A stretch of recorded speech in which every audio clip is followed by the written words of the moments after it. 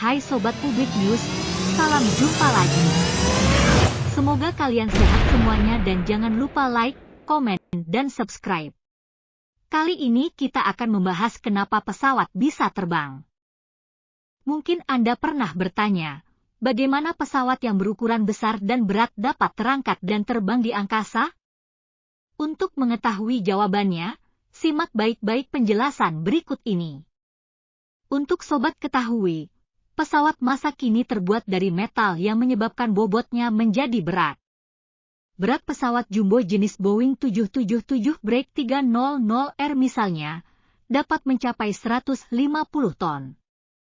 Itu belum termasuk berat penumpang, barang bawaan, bahan bakar, hingga mesinnya.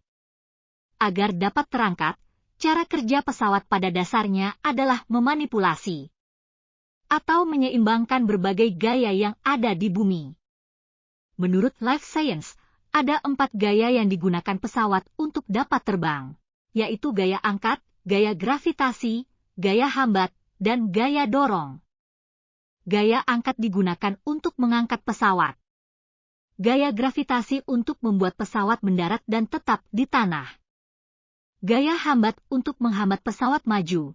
Dan gaya dorong digunakan agar pesawat dapat bergerak maju.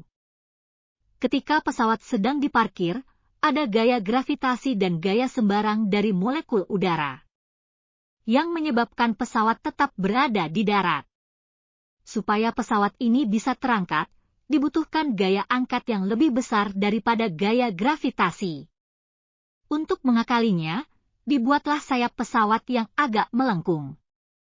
Pada saat pesawat bergerak maju, molekul udara akan menggempur bagian bawah sayap pesawat, sehingga menimbulkan gaya dorong ke atas. Selain itu, molekul udara di bagian atas pesawat juga akan bergerak lebih cepat daripada bagian bawah, sehingga akan membantu pesawat terdorong ke atas. Jika Sobat masih ingat pelajaran fisika, praktik ini merupakan contoh penerapan dari gaya Newton 3.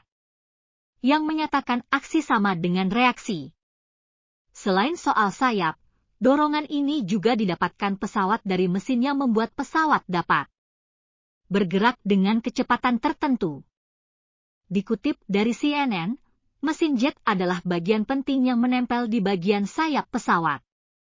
Mesin ini mengandalkan udara untuk dapat bekerja. Ada 4 kata untuk menggambarkan mesin jet, yakni menghisap, menekan, ledakan, menghembuskan. Kata Michael S1MC High Pronunciation Tree, seorang insinyur perbaikan mesin Trent XWB Rolls-Royce.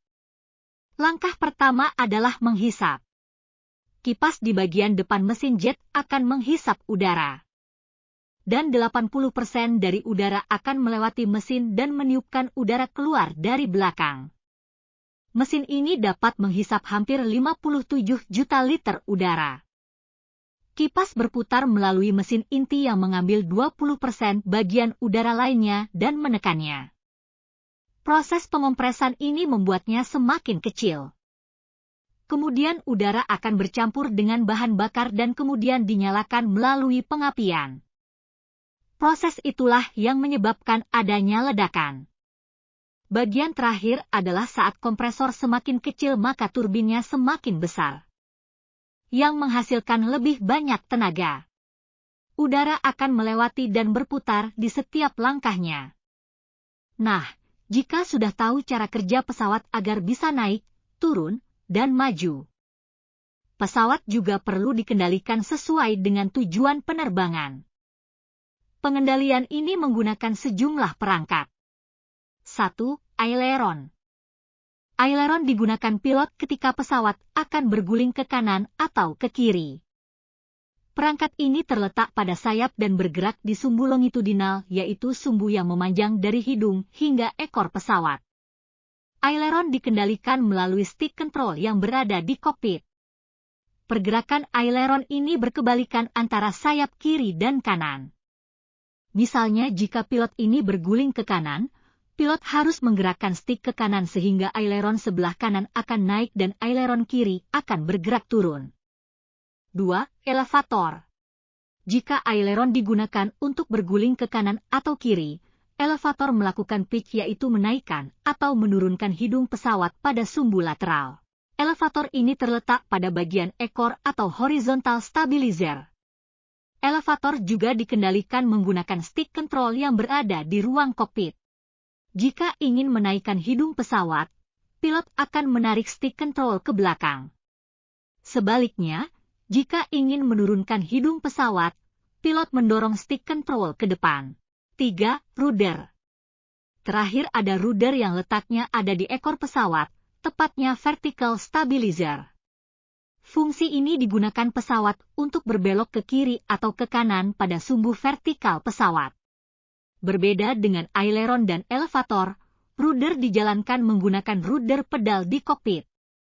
Pedal ini ada dua yang masing-masing berfungsi untuk belok ke kiri atau ke kanan. Cara kerjanya, pilot cukup menginjak pedal kiri untuk berbelok ke kiri. Pada saat itu bagian ekor akan bergerak ke kanan sedangkan hidungnya bergerak ke kiri. Sebaliknya, jika ingin berbelok ke kanan, cukup injak pedal kanan sehingga ekor bergerak ke kiri dan hidung bergerak ke kanan. Demikian sekilas informasi tentang cara kerja pesawat terbang. Semoga semakin menambah wawasan sobat sekalian. Terima kasih.